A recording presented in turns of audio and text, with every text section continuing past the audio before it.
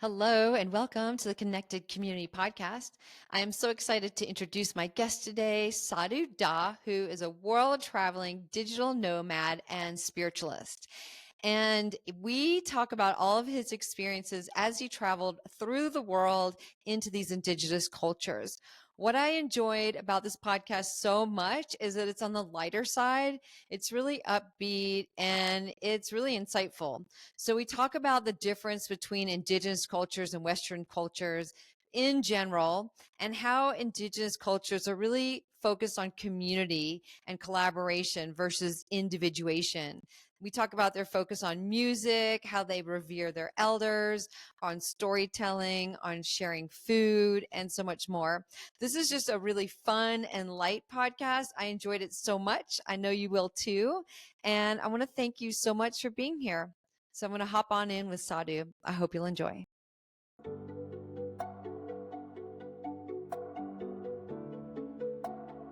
Hello, and welcome to the Connected Community Podcast, a place to explore possibility through mindfulness, movement, and self-discovery. Our intention is to deliver insight and inspiration while fostering conversations that are genuine, unfiltered, and deeply human. We hope you will enjoy today's episode.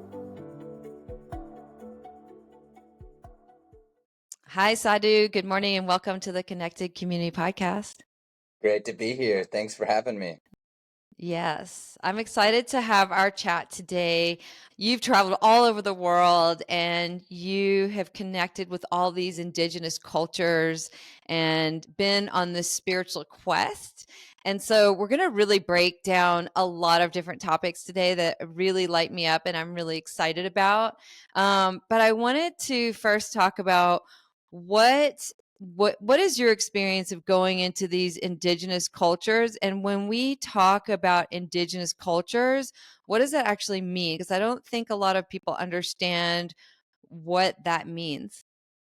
It's a really good way of diving in. My experience has generally been that of going into, let's say you have a friend and you haven't met your family yet, and they invite you over for dinner. You're stepping into something that is familiar and not familiar at the same time. There is every single family, for example, have their own way of having dinner and just how they communicate with each other. And there's that familiarity of like, we're all humans, like we all have our own lives, our own jobs and things like that. But you're stepping into something that is familiar and not familiar. So that's kind of my experience of it. But as far as just kind of encapsulating what indigenous people are, I look at them under three different specific points. One being of a very tribal or community driven type of people. It's not like you go into a city and people don't know their neighbors, this kind of thing. Everybody knows everywhere in these type of situations. Not only that, there are very big aspects of, self-policing. And when things go wrong or when there's a disagreement, there's not a type of law enforcement or official government structure. This is all dictated and held together by the people themselves. And then the third thing that I always kind of see in general is all eyes are on you at all times. And it's not necessarily a negative, it's not a suspicion, but you're almost like from another world in some of these communities, even if they have regular interactions with the outside world. I don't know if that helps elaborate a little. Yeah.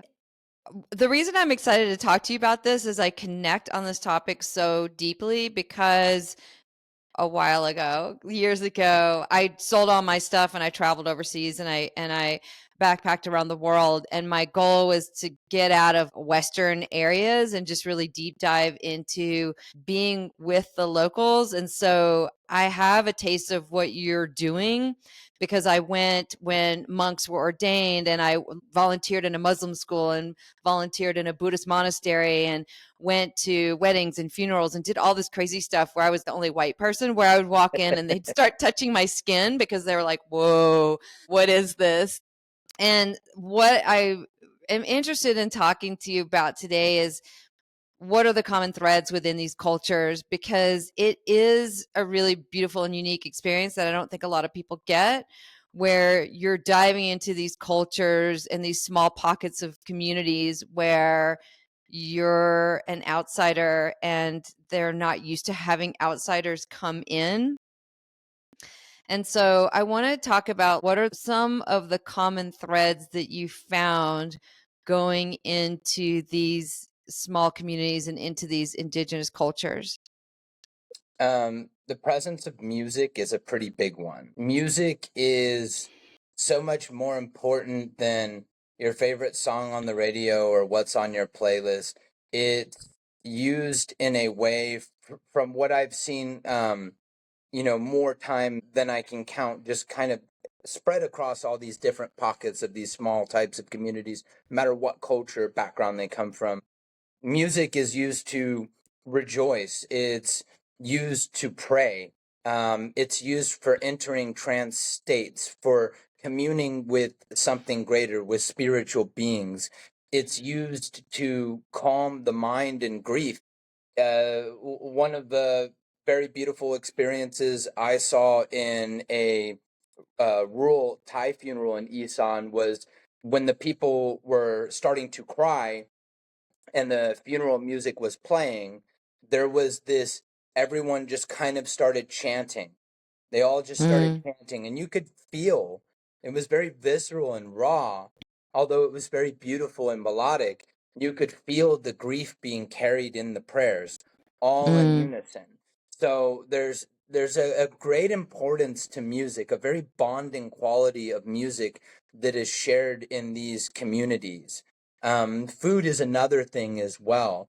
The it's a very brief example, but the panchamanca in Peru, it's a dish of the jungle, and all things are gathered and by different individuals, and it's all brought together. It's cooked in the earth, and then when it's taken out and it's served for the whole community, and everyone has a specific job, and like how they present a plate and pass it to the next person.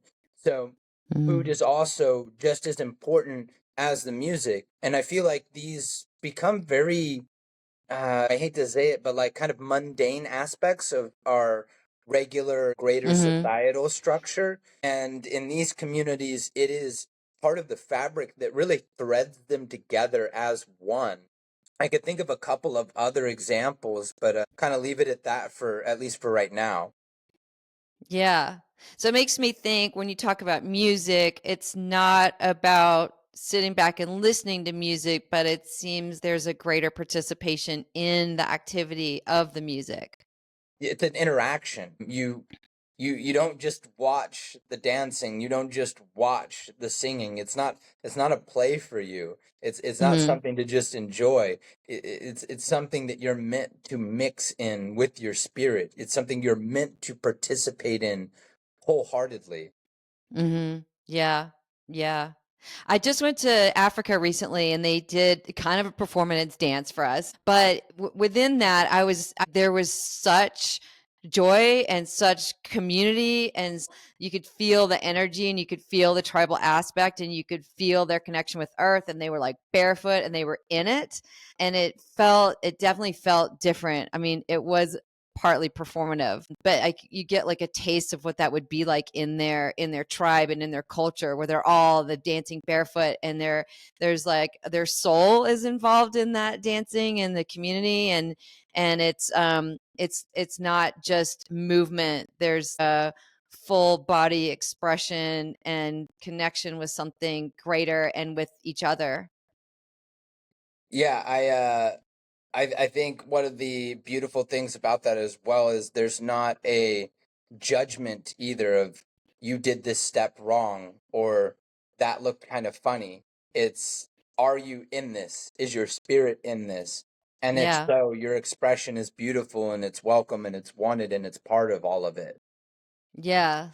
And everybody was different sizes, right? And there was this spirit of everything's welcome. It's your body, and your body's expressing itself, and it's just moving. And I didn't feel any of that judgment, self judgment, or other judgment in that. You're right. It was just full expression of self. Yeah, I think about, let's say you go to a club or something, like you're worried Yeah. about like kind of how your moves are and all of this, and I was doing my best to imitate a dance in a Malaysian wedding, and I definitely did it wrong, but people were just smiling as they joined hands with me. I didn't feel one moment of like embarrassment. Yeah, yeah. Yeah. Yeah. Well, and then food, I think of these cultures where there's any kind of celebration or holiday or wedding or whatever, and then they'll kill a pig and feed the whole village. Where we have a wedding and it's all plated and it's all perfect and it's all like that. There is this ritualistic piece, I think, in these other cultures around food. Like you'd said, like everyone comes together and there's a joining and there's a community aspect of it that's a little bit different than what we have in our Western culture.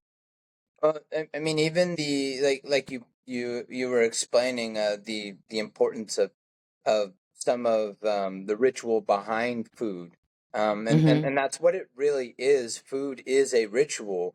We tend to separate it from religious or spiritual views and practices, but the act of making its food itself, how is that not the act of a ritual?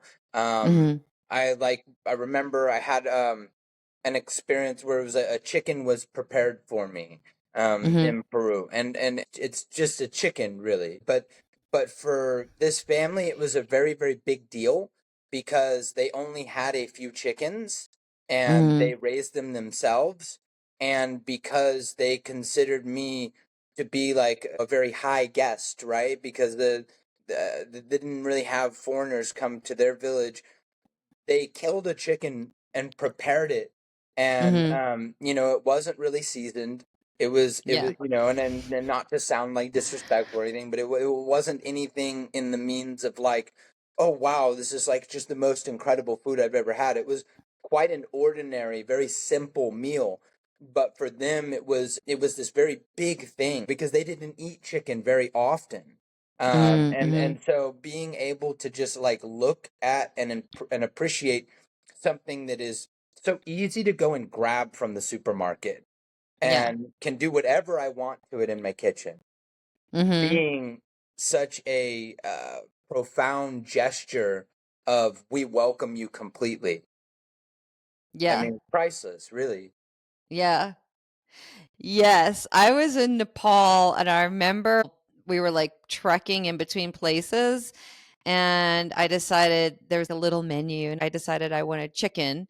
And I saw them running around and chasing the chicken. And then, 30 minutes later it's on my plate in front of me.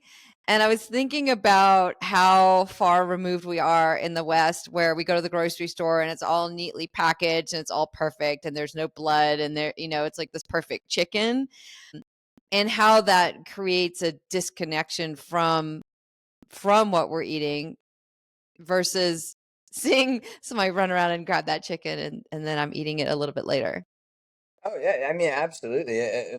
The feathers from the chicken, are often used for some sort of talisman or for the creation of adornment of a toy, a doll, or even just decorative aspects for the home. It all comes back full circle. It all gets used, and you talked about that disconnection. Well, when we just eat that chicken from the grocery store, what are we really sharing and keeping? Nothing. We're just ingesting the meat and letting it go through that process in our body. We're not actually honoring the chicken. We're not using any other part of the chicken. Not Mhm. really. So it Yeah. is a very worlds away experience with food, and even nature itself, just by that Mhm. notion. Yeah. And I feel we talked about this before when we were pre-interviewing, but in a lot of these cultures, there is this celebration of eating and sharing food together. We were talking about how in Thailand, and this happens so much in Thailand, where I would be in a remote area and people would be gathering as a family and they would be sitting down and they'd be eating, and they'd always say like "gin cow," which means like come eat, and they meant it. Like it would be their honor to just have one more person come and like share food. And so anytime somebody was eating, they would just invite anybody to come and join them and celebrate in having more people, even if they didn't have very much, even if they were just eating rice and they didn't really have much more than rice. They would rather have other people join in that community and celebrate the food than not, which I thought was really beautiful. It is. I had a very funny experience in Thailand, being at a white crew, like a teacher's celebration, a ceremony. A lot of like families will prepare a dish to bring there to share with everybody. Nothing is paid for. Everything is donated by the people who attend. And I'm sitting at this table, eating by myself, and I was almost like forcefully brought over to a table with a bunch of older ladies, like grandmas. And as soon as they made my plate, even though I had a Mm-hmm. plate, they took it away and they made me a plate the way they thought I should have it. And as I was eating, they kept spooning more onto the Oh my plate, and gosh. I'm like, no, I'm full, like im lao, im lao. Yeah, totally. And then they just kept force feeding me with smiles on their face.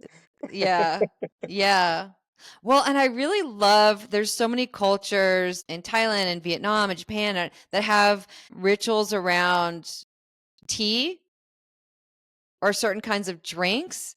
That's a very big part of their culture, where they have tea houses, or you go to somebody's house and immediately there's tea on the table, where it's so different in our culture. And I love that ritual of sharing, non-alcoholic drinks or drinks that are from that area.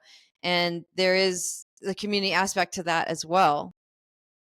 Um, so first example that comes to my mind is Masalta in Peru, which was mm, maybe something I wouldn't necessarily have again, but Hmm. they chew the this was in Iquitos, like in the Amazon, so it's a very different. And Yeah. they chew the cassava root, which is normally poisonous, Hmm. and they will chew it and mash it in their mouths. And as every person in the tribe, they'll all chew this cassava root, and then they'll spit it into one container, Hmm. and then they ferment it underground just Hmm. for 2 to 3 days. They can do longer if they want to turn it alcoholic, but most of the time Hmm. they will just do it as just to ferment it, so it's not Hmm. poisonous anymore. And Hmm. then they will strain it, so it's just the juice, aka Ugh, the spit. spit, And gross. uh, yeah, so when I went to Comunidad Libertad, they were explaining to me that they use it as a form of trading, um, because it takes time to make it, and it's an entire community effort, and it is Hmm. prized as something to really enjoy. Um, to each their own. And so Right. I was offered it. I tried it. Not for me, but I was very respectful about it. I drank it. I gave thanks, and they were explaining that if they need help with a bigger project of like building something in the village, that they would call another village over, and it would sometimes take them 2 days by foot to reach them. Neither one of these groups has like money per se, but Hmm. they have other things that they can offer, and Masalta is one of them. So they will offer the Masalta, and they'll all drink it together, including the community that made it, and Hmm. they'll have this bonding kind of moment over. They might play a match of football on a field where they kick the soccer ball around, right? And then and you just get this like very wholesome, interconnected kind of community moment against two different communities spread across the jungle. And Hmm. then they'll go and they'll do the hard work, all of this, get everything done, and they might have some masalta to take back with them. But there's no exchanging of money. It's this drink, this spit tea of sorts that Mm-hmm. brings two different communities together. And it's so beautiful, really. Like, it's Yeah, poetic in a yeah. way. It is beautiful because everyone's included and everyone's part of it, and there's a ritual behind it and a sharing aspect behind it. Yeah, Yeah. I don't know of any drink in particular that you can buy in a store that's like that. Yes. No, we don't want that from a store. Yeah. Yeah. There's in a lot of those smaller villages and in indigenous communities, there is an emphasis on community versus individuation. And I think in our culture in the West, there's such an emphasis on individuation with a token to community. Like, I think maybe we like to talk about community, but there's a competitive vibe. Like, we're taught really early on to be more competitive, to be first, to do best. And I feel like that creates separation, which creates a duality, which then makes us feel more separate from others versus connecting ourselves with others, which makes me think that that's why these communities are so tight and so solid, is that there isn't such duality because we're all one, we're all connected, we're all equal, we're all part of this unit, we're all better together than we are separate. And so I would love for you to share your perspective on that. I love the way you explain that. And I think, it really rings true when you look at a tribe and, let's say that you're a better hunter than some of the other people in your tribe. Well, you might have, a wider availability of being able to have the partner that you want, from your tribe. But it's not exactly competitive in that sense. It's that, okay, well, the better hunter ideally is going to breed another generation of better hunters, and this is going to only benefit the tribe, the same as this hunter who's better than the other hunters is bringing more food into the village for the village, not just himself. And Mm-hmm. so you have that aspect of anything the individual, can do greater benefits the we, the Mm-hmm. tribe. So I becomes we, and we serve I. So it's just everything kind of flows back like a circle, really. I was trying to think of another more clever way to say Mm-hmm. that, but yeah, everything flows like a circle. It just feeds back into itself. You get sick, and it's a whole community of mothers and grandmothers all taking care of your child, all helping you throughout the night, staying up with the child. And in doing so, you find that there's there's a stronger level of trust.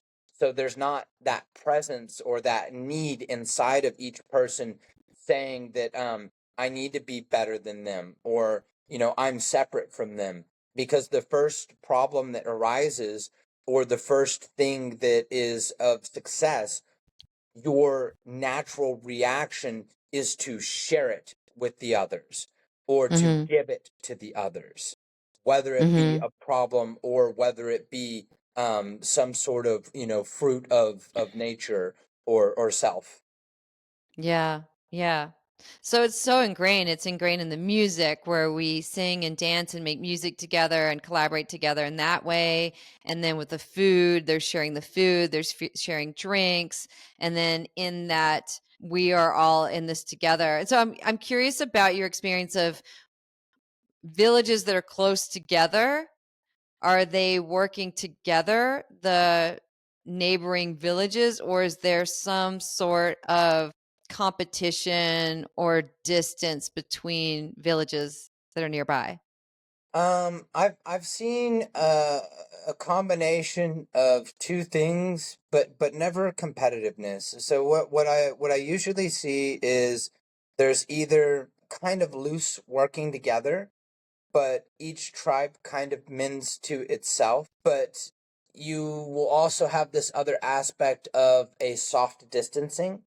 A really good example that comes to mind would be in the Karen villages up in northern Thailand. Some of them that are close to each other, they don't ignore each other per se, but they're not really like interacting. They do Mm-hmm. their own things really. But then if you have flooding or really bad burning season that year, you'll see that they kind of come together as we're all affected by this. So in that Yeah. sense, we're all a regional tribe of sorts, Yeah. but Mm-hmm. the individual needs of one tribe are, in a sense, kind of treated like the individual needs of a singular person in our type of society, right?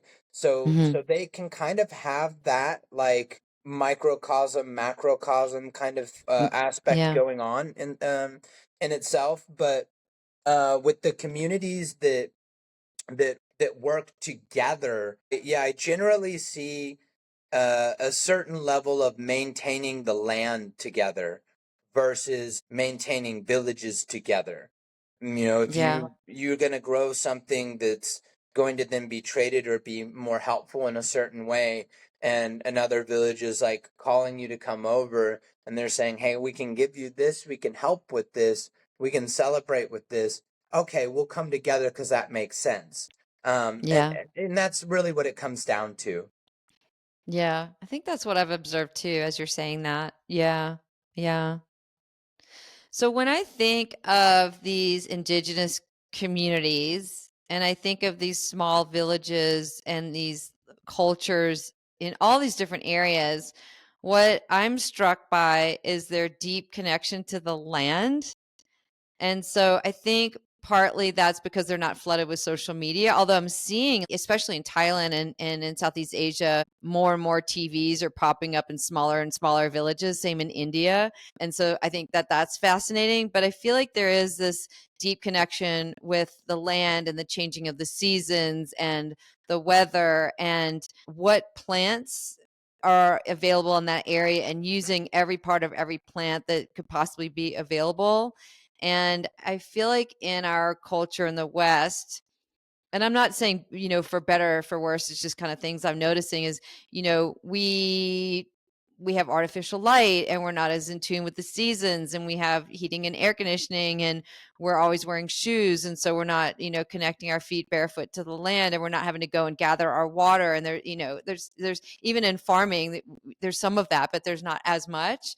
And so I think that there is something different about people that are deeply connected to the land and the animals and the nature and the plants in that region.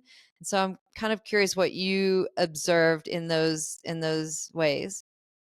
Yeah, you were reminding me of kind of like a scene that I remembered and how some things are different. So when it rains, for example, something so simple like, okay, like use your umbrella or stay inside, right? Kind of thing. But for my friend Chitragorn, we were over there, we were waiting to like leave the village and head back to the city. And there's like a whole process. Like we don't go outside because the leeches, and nobody really wants to deal with leeches. Also, the ground is slippery. They live on a slope, so then it presents an element of danger as well.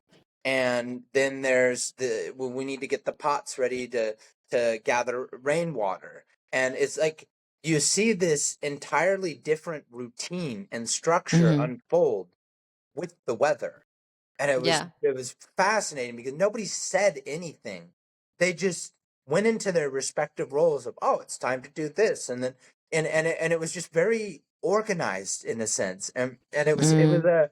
it was really interesting for me to watch. And then, as we're sitting there, the mood of the room changed into two different things between his parents just taking a nap with his nieces and nephews and just Hmm. laying there on the floor while Jitragorn, took the moment to get some honey that they've gathered from the stingless bees, and will kind of go around with his sister and with his brother, and he would give and share some of the honey. And this was something that they would only do like when they were kind of stuck in the house because of weather. It was a time where they could Mm-hmm. have a treat and tell a couple of stories to pass the time. Mm-hmm.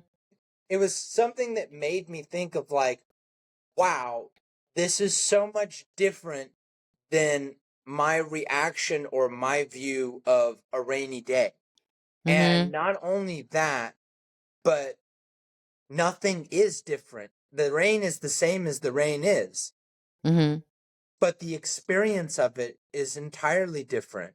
They Mm-hmm. don't have TV or power out there, but I know some that do, and even then TV, and this might be different in some places, but in the places I'm talking about, TV is an experience of the working day is done, Mm-hmm. and community bonding is finished for the evening, and it's just like one hour here, almost like a treat, Yeah. just something Yeah.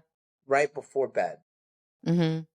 I mean, as you're talking about the honey, it makes me think about snow days. When we have snow days here and my kid goes outside, there's no school. He's running around in the snow all day, and I'm always whipping up some hot chocolate for him to come in and have this warm treat. So I think there are some parallels in kind of how we do things, but life is much more simple there, It, and I think that it there's something really beautiful in simplicity.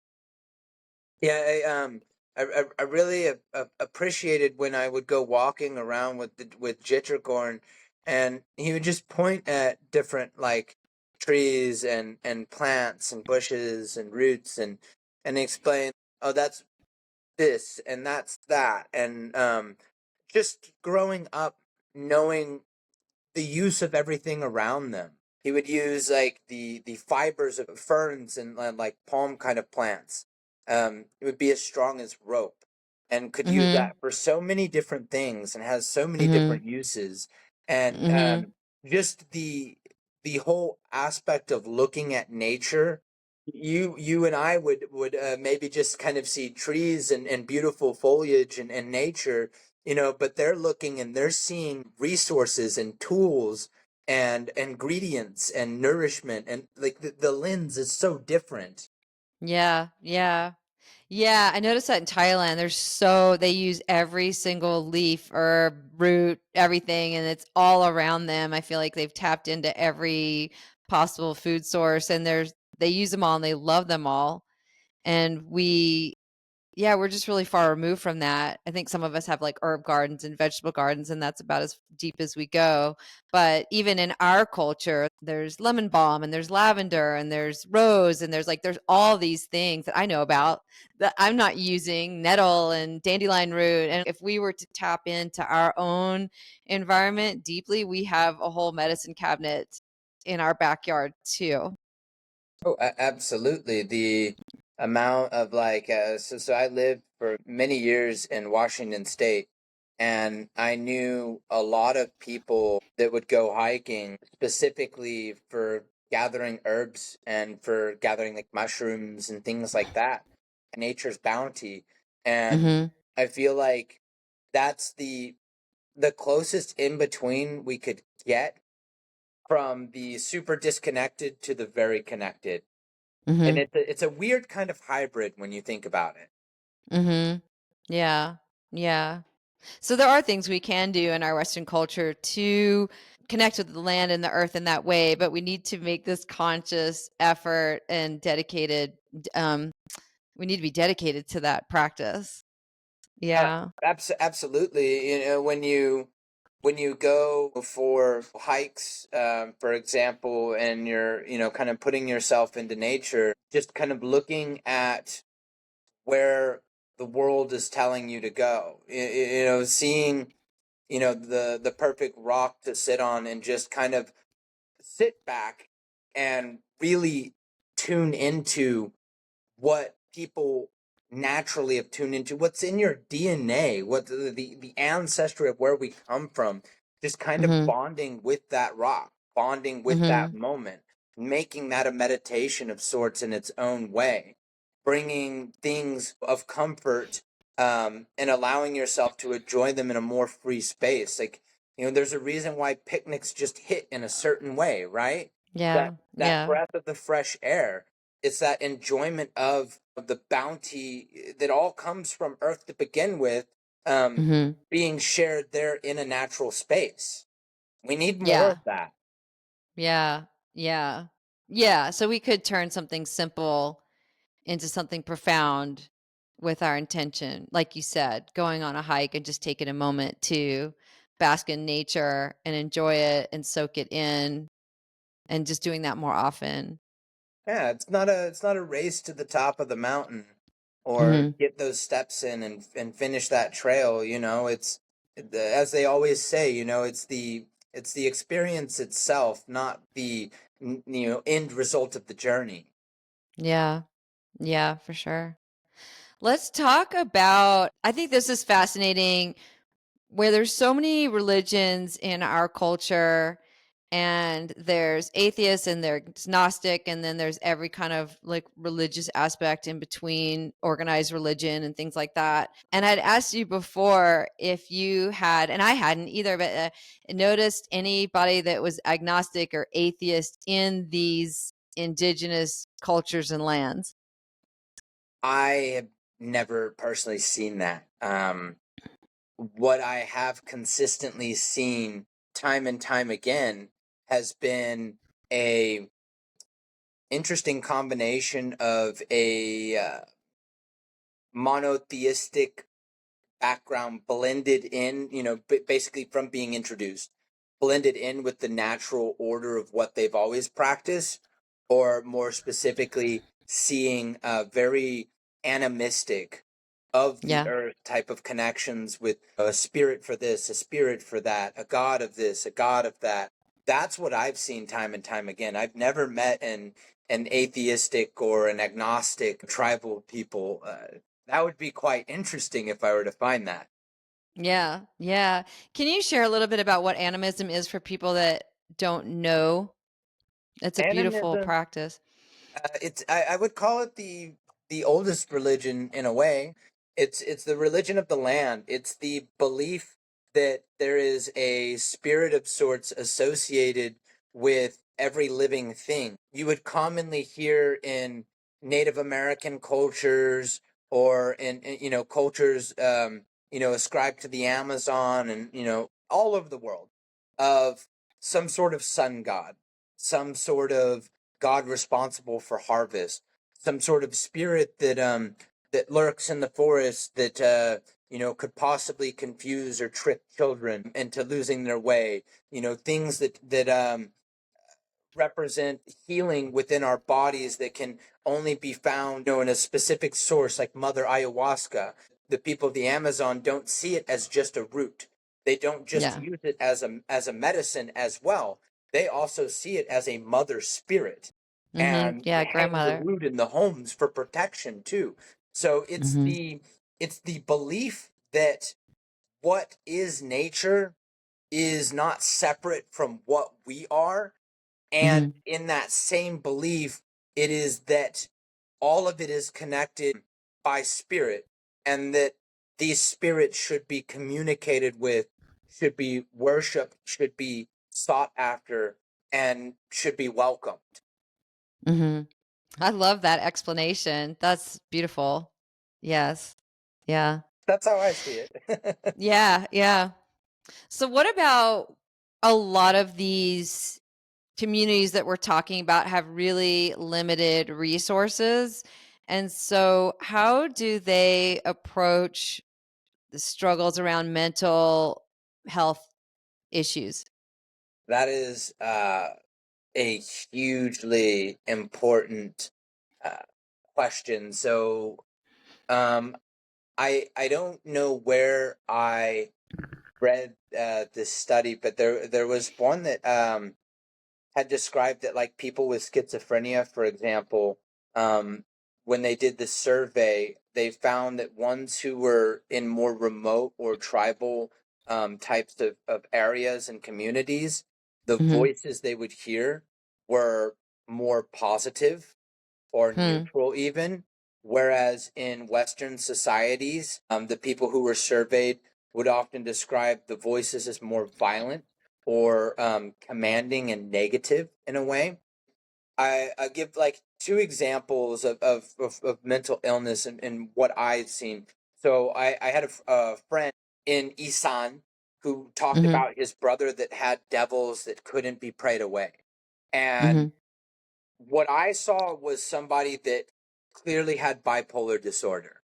Mm-hmm. And the community would treat him in these episodes where he would kind of fly into manic fits of rage or depressive sobs as somebody that was actively being harassed by spirit. Regardless if that's what's actually happening or not, this is Mm-hmm. the approach that they took. They would come to him with songs of comfort. They kind of Mm-hmm. had a rotation of sorts of like, hey, it's your turn kind of thing. And Right. they would go with no judgment, with no like, we're tired of dealing with you, with no, oh, not again. They went just kind of straight into calming prayers, the offering of like matcha and comfort foods, and just kind of trying to get them through that crisis moment. And then once Mm-hmm. it was over, it would be like return back to whatever you were doing, almost Oh like wow, that's it's just beautiful. part of routine. Mm-hmm. Nobody batted an eye at all. So it was very very normal, just kind of treated as part of life. The other aspect that I had seen in a different situation, this was when I was in billet. So we are with the billet people. So we had person that was supposed to be our guide, but he wasn't having a good day as it was described to us. Mm-hmm. Later, we found that evening he was schizophrenic, but they Oh wouldn't wow. label it as that, and Mm-hmm. they just said like today was a very very heavy day for him. A lot of spirits came to visit him. So on these Hmm. days, we have a special area on the side of the village which is more quiet, where he can sit and talk to the spirits and take his time. And then when he's ready, he'll come back and join with us. It made me a little bit emotional in a way, and I'm not sure why, but I thought it was like really beautiful that they didn't frame it as mental illness when it clearly was. If we're talking in a Western context, this was very clearly a man with schizophrenia, and they Mm-hmm. didn't describe it as like he was having a day full of hallucinations. No, they described it as he was having a day with lots of communication with spirits. Wow. And there was just something really really touching about how they gave him a space where he could commune till he was ready Yeah. to come back with everyone else. Yeah, beautiful. So instead of outcasting and labeling him, they just nurtured him and loved him. Yeah, what I've seen is we either give you the space you need, or we bring you in and we're your space.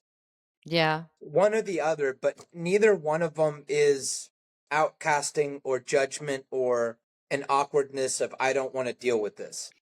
Mm-hmm. Yeah. I love that. And let's talk about ageism because in those cultures, what I've noticed is a lot of times the grandparents are raising the children while the parents have the ability to go and work and make money and kind of provide for the family. And it feels like there's this very community aspect around family and caring for your own kids and for other kids and for grandkids and things like that. But I also feel as somebody gets older and they're less able to be active members of society, they revere the elders for their wisdom instead of kind of what we do is we cast them away. They're unimportant. We don't give them time and space. We put them in nursing homes. And I'm wondering if you've noticed that across all of these cultures that you've visited as well. Um, I've always seen the reverence of elders. I've always seen them treated as a bastion of knowledge. This carrier of generations, and Mm-hmm. in that same treatment of giving, respect of importance. One thing I would say, they're not just being taken care of. They're still left to make decisions, or their words weigh important influence because they've seen across multiple generations. You might have a drought this year, or you might have some sort of issues with the weather bringing greater floods and mudslides, etc. Kind of, and they remember what that was like 30, 40 years ago. And they have the ability to say, well, I know this seems like a great idea and we should probably do this, but I remember this was a very similar thing we went through before, and this is how we got through it, or this was what didn't work that time. So you kind of look to them for that guidance, not because they've got wisdom, but because they are critical to the survival of that community. They have that wisdom from experience, and that experience is what needs to be pulled from. You would never dare cast that aside. That would be the death of a tribe. The day you start putting your elders out on the street is the day that they're not raising your kids wiser, and you're not able to go out and work and bring more to the tribe. They're all integral parts. Very important. Yeah, it makes me think that that's the aspect of storytelling too, where the elders share wisdom and pass folklore and things down through generations, stories, and just basically wisdom. Yeah, one of the funny ones I saw was there was this I don't remember what the name of the goblin was, but one of my friends in Indonesia was saying that his grandfather always told stories about this goblin like looking creature, um, and he was in this one area of the jungle, and you were not supposed to go there because he would eat you. And he was very, very hungry, specifically for small boys and girls. Oh my And gosh. so they grew up with this fear, and they never went there until his parents got old enough, and they ventured out there. And then they said, "Oh yes, yes, there is a goblin there. There is a goblin there. We saw it with our own eyes. It's dangerous. The only reason it didn't eat us is because we're adults now." So Yeah. then they would tell their children. So my friend, he was like, "Well, I got a little bit brave," and he went to like a public school in the city and stuff. So he said, "I got a little bit brave, and I decided to go out there, and I was gonna kill the goblin. Oh my gosh. He wasn't gonna get the chance to eat my sister or any other kids." And he goes out there, and he finds no goblin, and he sees that there's a cliff behind bushes, Oh my and gosh. it would have been a very, very easy and unfortunate accident if a child ran through there and went off that cliff. And so Yeah. Grandpa's story was something more believable than just saying, be careful and don't go over there because there's a cliff, you might fall. Yeah. Which would create curiosity for kids to go there and check out the cliff and then go fall. Yeah. Right. But the scary Yeah. goblin that eats children. Yes. You don't want to mess with that. You don't. Yeah. Yeah. Oh, I love that. I'm just curious of like one of your favorite memories or experiences that you'd like to share before we kind of wrap it up. I know you've done so many really cool, interesting, unusual things. So one of my favorites that comes to mind was my time spent in Borneo, in particular, like Malaysian side of Borneo. I've been out there 5 times to see the billet people who live on the Kinabatangan River, in Sabah.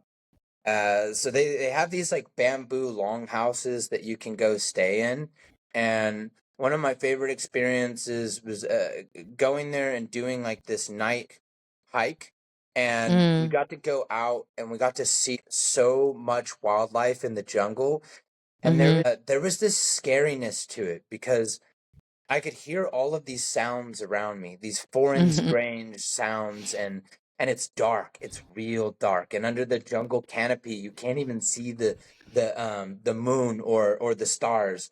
And you're just like, you have no idea where you are. And then one of the guides is just like shining his flashlight like way over past several trees into the mud.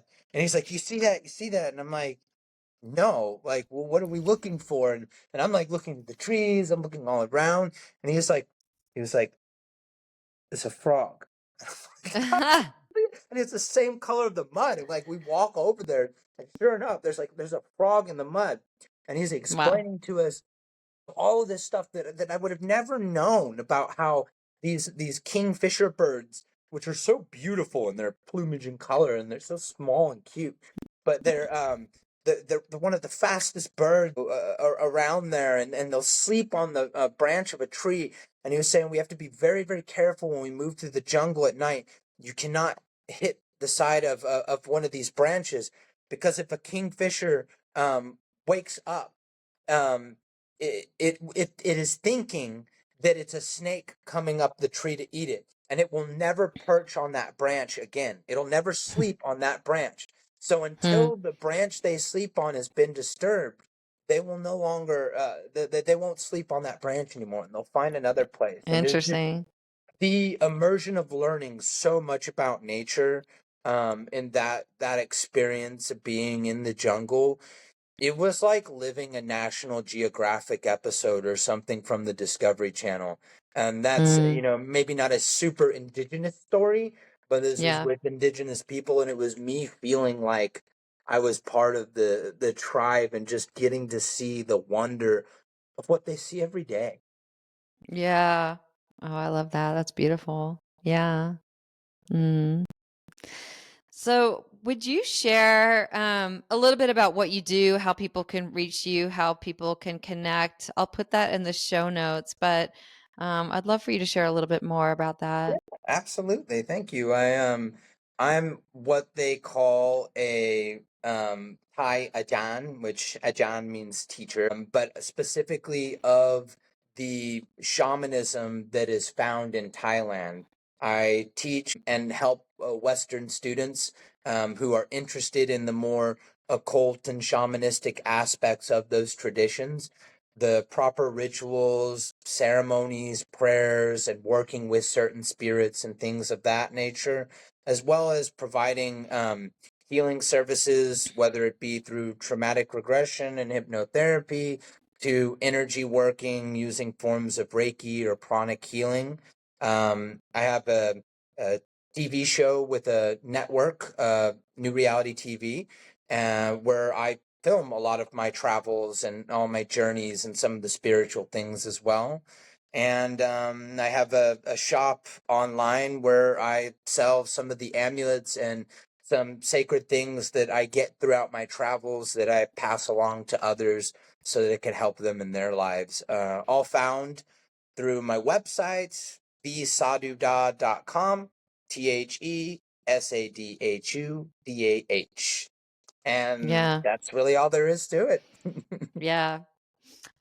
This has been such fun. I really love this conversation, and sometimes my topics are like really heavy and deep, and I just love the joy and the lightness of this conversation. And it's just been a pleasure hanging out with you and chatting with you. So thank you so much. Thank you for having me. I really enjoyed just having a lighter side of discussions. Yes, amen to that. Thank you for listening to the Connected Community Podcast. If you enjoyed today's episode, please like, share, and subscribe. I can be found at www.nickyyoga.com, NICKYYYOGA.com. Until I see you again next week, I hope you have a beautiful day.